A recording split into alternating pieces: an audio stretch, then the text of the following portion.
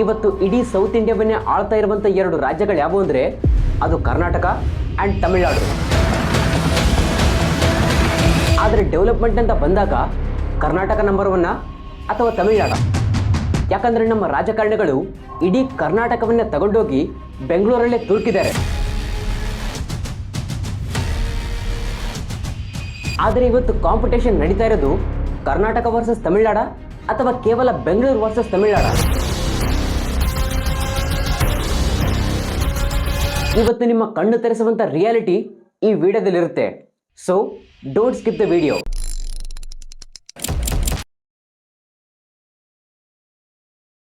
ನಮ್ಮ ಕರ್ನಾಟಕ ಇಡೀ ಇಂಡಿಯಾದಲ್ಲೇ ಅತಿ ಹೆಚ್ಚು ರೋಡ್ ಟ್ಯಾಕ್ಸ್ ಅನ್ನು ಕಟ್ಟುವಂಥ ರಾಜ್ಯ. ಹಾಗಿದ್ರೆ ನಮ್ಮ ರಾಜ್ಯದಲ್ಲಿ ರೋಡ್ಸ್ ಎಲ್ಲ ಅಷ್ಟು ಕ್ವಾಲಿಟಿಯಾಗಿ ಇದಾವ ಅಂದರೆ ಇಲ್ಲ, ಚಾನ್ಸೇ ಇಲ್ಲ. ಎಲ್ಲಿ ನೋಡಿದ್ರೂ ರಸ್ತೆ ಉದ್ದಕ್ಕೂ ಬರೀ ಗುಂಡಿಗಳೇ ಬಿದ್ದಿರುತ್ತೆ.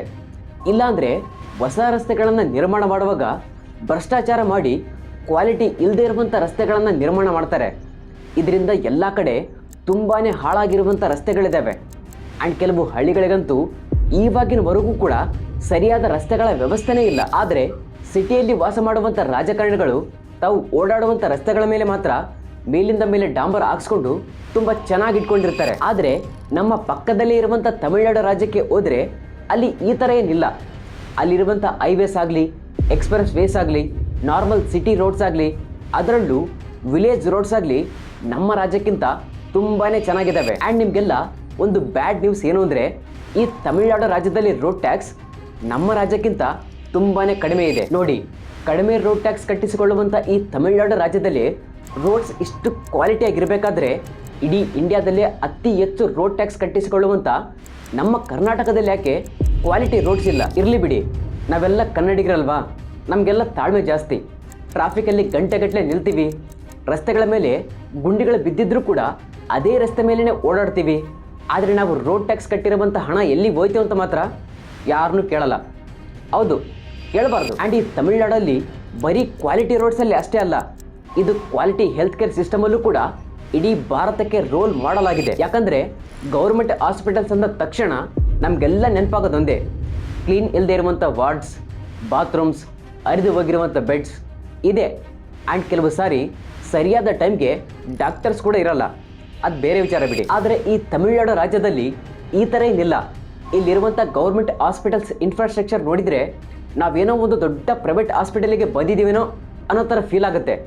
ಅಂದರೆ ಇವರು ಅಷ್ಟು ಕ್ಲೀನಾಗಿ, ಅಷ್ಟು ಹೈಟೆಕ್ ಆಗಿ ಮೇಂಟೈನ್ ಮಾಡ್ತಾರೆ. ಆ್ಯಂಡ್ ನಮ್ಮ ರಾಜ್ಯದಲ್ಲಿ ಹಾರ್ಟ್ ಆಪರೇಷನ್ ಆಗಿರ್ಬೋದು ಆ್ಯಂಡ್ ಕಿಡ್ನಿ ಟ್ರಾನ್ಸ್ಪ್ಲಾಂಟೇಷನ್ ಆಗಿರ್ಬೋದು, ಇಂಥ ದೊಡ್ಡ ದೊಡ್ಡ ಆಪರೇಷನ್ಸ್ ಎಲ್ಲ ಲಕ್ಷಾನುಗಟ್ಟಲೆ ದುಡ್ಡು ಕೊಟ್ಟು ಪ್ರೈವೇಟ್ ಹಾಸ್ಪಿಟಲ್ಸಲ್ಲಿ ಮಾಡಿಸಿಕೊಳ್ಳುವಂಥ ಸಿಚುವೇಶನ್ ಇದೆ. ಆದರೆ ಈ ತಮಿಳುನಾಡಲ್ಲಿ ಇಂಥ ದೊಡ್ಡ ದೊಡ್ಡ ಆಪರೇಷನ್ಸ್ ಎಲ್ಲ ಗೌರ್ಮೆಂಟ್ ಹಾಸ್ಪಿಟಲ್ಸಲ್ಲೇ ತುಂಬ ಈಸಿಯಾಗಿ ಆ್ಯಂಡ್ ಸಕ್ಸಸ್ಫುಲ್ಲಾಗಿ ಮಾಡ್ತಾರೆ. ಆ್ಯಂಡ್ ನಿಮಗೊಂದು ಇಂಟ್ರೆಸ್ಟಿಂಗ್ ಫ್ಯಾಕ್ಟ್ ಏನು ಅಂದರೆ ಈ ತಮಿಳುನಾಡಲ್ಲಿರುವಂಥ ಮಿನಿಸ್ಟರ್ಸ್ ಆಗಲಿ ಆ್ಯಂಡ್ IAS ಆಫೀಸರ್ಸ್ ಆಗಲಿ ಗೌರ್ಮೆಂಟ್ ಹಾಸ್ಪಿಟಲ್ಸಲ್ಲೇ ಟ್ರೀಟ್ಮೆಂಟ್ ತಗೊಂಡಿರೋದ್ರ ಬಗ್ಗೆ ತುಂಬಾ ಉದಾಹರಣೆಗಳಿದ್ದಾವೆ. ಆದರೆ ನಮ್ಮ ರಾಜ್ಯದಲ್ಲಿರುವಂಥ ಪೊಲಿಟಿಷಿಯನ್ಸ್ ಒಂದು ಚಿಕ್ಕ ಸರ್ಜರಿ ಮಾಡಿಸ್ಕೋಬೇಕಂದ್ರೂ ಕೂಡ ಅಮೇರಿಕಾ, ಲಂಡನ್ ಅಂತಹ ವಿದೇಶಗಳಿಗೆ ಓಡಿ ಹೋಗ್ತಾರೆ. ಇಲ್ಲಾಂದರೆ ಬೆಂಗಳೂರಲ್ಲೇ ಇರುವಂಥ ಪ್ರೈವೇಟ್ ಹಾಸ್ಪಿಟಲ್ಸ್ಗೆ ಹೋಗ್ತಾರೆ ಹೊರತು ಸತ್ರು ಗೌರ್ಮೆಂಟ್ ಹಾಸ್ಪಿಟಲ್ಸ್ಗೆ ಹೋಗಲ್ಲ. ಇನ್ನು ಟೂರಿಸಂ ವಿಷಯಕ್ಕೆ ಬಂದರೆ ಈ ತಮಿಳುನಾಡು ಈ ಟೂರಿಸ್ಟ್ ಪ್ಲೇಸಸನ್ನು ಪ್ರಮೋಟ್ ಮಾಡೋದ್ರಲ್ಲಿ ನಮಗಿಂತ 2 ಹೆಜ್ಜೆ ಮುಂದೆನೇ ಇದೆ. ಯಾಕಂದರೆ ಈ ತಮಿಳುನಾಡು ನಮಗಿಂತ ದೇವಸ್ಥಾನಗಳಿಗೆ ಆ್ಯಂಡ್ ಟೂರಿಸ್ಟ್ ಪ್ಲೇಸಸ್ಗಳಿಗೆ ರಸ್ತೆ ಸಂಪರ್ಕದಲ್ಲಾಗಿರಲಿ ಆ್ಯಂಡ್ ಫೆಸಿಲಿಟೀಸಲ್ಲಾಗಿರಲಿ ತುಂಬಾ ಚೆನ್ನಾಗಿರುತ್ತೆ. ಇದಕ್ಕೆ 2 ಬೆಸ್ಟ್ ಎಕ್ಸಾಂಪಲ್ ಕೊಡೋದಾದರೆ ಮಧುರೈ ಮೀನಾಕ್ಷಿ ದೇವಸ್ಥಾನ ಆ್ಯಂಡ್ ತಂಜಾವೂರು ಬೃಹದೇಶ್ವರ ದೇವಸ್ಥಾನ. ಈ ಪ್ಲೇಸಸ್ಸಲ್ಲಿ ರಸ್ತೆ, ಲಾಡ್ಜಿಂಗ್, ಟ್ರಾನ್ಸ್ಪೋರ್ಟ್ಸ್ ಎಲ್ಲ ತುಂಬಾ ಚೆನ್ನಾಗಿರುತ್ತೆ. ಆದರೆ ನಮ್ಮ ರಾಜ್ಯದಲ್ಲಿ ಧರ್ಮಸ್ಥಳ ಆ್ಯಂಡ್ ಕುಕ್ಕೆ ಸುಬ್ರಹ್ಮಣ್ಯದಂತಹ ಪ್ಲೇಸಸ್ ಇದ್ದರೂ ಕೂಡ ಇಲ್ಲಿ ಈವಾಗಿನವರೆಗೂ ಕೂಡ ಕೆಲವು ಬೇಸಿಕ್ ಫೆಸಿಲಿಟೀಸೇ ಇಲ್ಲ. ಆ್ಯಂಡ್ ನಮ್ಮ ರಾಜ್ಯಕ್ಕೆ ದೇವರು ಬೆಲೆನೇ ಕಟ್ಟಕ್ಕಾಗದೇ ಇರುವಂಥ ನೇಚರ್ ಕೊಟ್ಟಿದ್ದಾನೆ. ಆ್ಯಂಡ್ ಜಗತ್ತೇ ಬೆರಗಾಗುವಂಥ ಹಂಪಿ, ಐಹೊಳೆ, ಪಟ್ಟದಕಲ್ಲಿನಂತಹ ಪ್ಲೇಸಸ್ ಇದ್ದಾವೆ. ಆದರೆ ಸರ್ಕಾರಕ್ಕೆ ಇದನ್ನು ಡೆವಲಪ್ ಮಾಡಿ ಸ್ಟ್ರಾಂಗ್ ಆಗಿ ಮಾರ್ಕೆಟಿಂಗ್ ಮಾಡೋದಕ್ಕಾಗ್ತಾ ಇಲ್ಲ. ಆ್ಯಂಡ್ ನಮಗೆ ಕರ್ನಾಟಕ ಅಂದ ತಕ್ಷಣ ಫಸ್ಟ್ ನೆನಪಾಗೋದೊಂದೇ ಬೆಂಗಳೂರು. ನಾವೆಲ್ಲ ಈ ಬೆಂಗಳೂರಲ್ಲಿ IT ಕಂಪ್ನೀಸ್ ಇದ್ದಾವೆ, ಈ ಬೆಂಗಳೂರಲ್ಲಿ ಹೈಟೆಕ್ ಲೈಫ್ ಇದೆ, ಈ ಬೆಂಗಳೂರಲ್ಲಿ ಅದು ಇದೆ ಇದು ಇದೆ ಅಂತ ಏನೆಲ್ಲ ಮಾತಾಡ್ತೀವಿ. ಆದರೆ ಒಂದೇ ಒಂದು ಸಾರಿ ಯೋಚನೆ ಮಾಡಿ ನೋಡಿ, ನಮ್ಮ ಕರ್ನಾಟಕದಲ್ಲಿ ಈ ಬೆಂಗಳೂರನ್ನ ಬಿಟ್ಟರೆ ಈ ಬೆಂಗಳೂರಿಗೆ ಟಕ್ಕರ್ ಕೊಡುವಂಥ ರೀತಿಯಲ್ಲಿ ಯಾವುದಾದ್ರೂ ಒಂದಾದರೂ ಜಿಲ್ಲೆ ಇದೆಯಾ? ಇಲ್ಲ ಅಲ್ವಾ? ಆದರೆ ಈ ತಮಿಳುನಾಡಲ್ಲಿ ನೋಡಿ, ಚೆನ್ನೈ ಇದೆ, ಇದು ಆಟೋಮೊಬೈಲ್ಸ್ ಆ್ಯಂಡ್ IT ಹಬ್ಸ್ಗೆ ಫೇಮಸ್. ಕೊಯಂಬತ್ತೂರ್ ಇದೆ, ಇದು ಟೆಕ್ಸ್ಟೈಲ್ಸ್ ಆ್ಯಂಡ್ ಇಂಜಿನಿಯರಿಂಗ್ಗೆ ಫೇಮಸ್. ಹೊಸೂರ್ ಇದೆ, ಇದು ಇಂಡಸ್ಟ್ರೀಸ್ ಆ್ಯಂಡ್ ಆಟೋಮೊಬೈಲ್ ಮ್ಯಾನುಫ್ಯಾಕ್ಚರಿಂಗ್ಗೆ ಫೇಮಸ್. ತಿರುಪೂರ್ ಇದೆ, ಇದು ಟೆಕ್ಸ್ಟೈಲ್ಸ್ ಆ್ಯಂಡ್ ಗಾರ್ಮೆಂಟ್ ಹಬ್ಸ್ಗೆ ಫೇಮಸ್. ಶಿವಕಾಶಿ ಇದೆ, ಇದು ಫೈರ್ ವರ್ಕ್ಸ್ ಆ್ಯಂಡ್ ಪ್ರಿಂಟಿಂಗ್ ಹಬ್ಸ್ಗೆ ಫೇಮಸ್. ಸೇಲಂ ಇದೆ, ಇದು ಸ್ಟೀಲ್ಸ್ ಆ್ಯಂಡ್ ಟೆಕ್ಸ್ಟೈಲ್ಸ್ಗೆ ಫೇಮಸ್. ವೆಲ್ಲೂರ್ ಇದೆ, ಇದು ಲೆದರ್ ಆ್ಯಂಡ್ ಎಜುಕೇಷನ್ ಹಬ್ಸ್ಗೆ ಫೇಮಸ್. ಆ್ಯಂಡ್ ಇರೋಡ್ ಇದೆ, ಇದು ಟೆಕ್ಸ್ಟೈಲ್ಸ್ ಆ್ಯಂಡ್ ಟರ್ಮರಿಕ್ಸ್ಗೆ ಫೇಮಸ್. ಆದರೆ ನಮ್ಮ ಕರ್ನಾಟಕದಲ್ಲಿ ಮಾತ್ರ ಒಂದೇ ಒಂದು ದೊಡ್ಡ ಸಿಟಿ ಇದೆ, ಅದು ಬೆಂಗಳೂರು ಮಾತ್ರ. ನಮ್ಮ ರಾಜ್ಯದಲ್ಲಿ ನಿಮಗೆ IT ಕೆಲಸ ಬೇಕಾ? ಬೆಂಗಳೂರು. ಒಳ್ಳೆ ಹಾಸ್ಪಿಟಲ್? ಬೆಂಗಳೂರು. ಒಳ್ಳೆ ಎಜುಕೇಷನ್? ಬೆಂಗಳೂರು.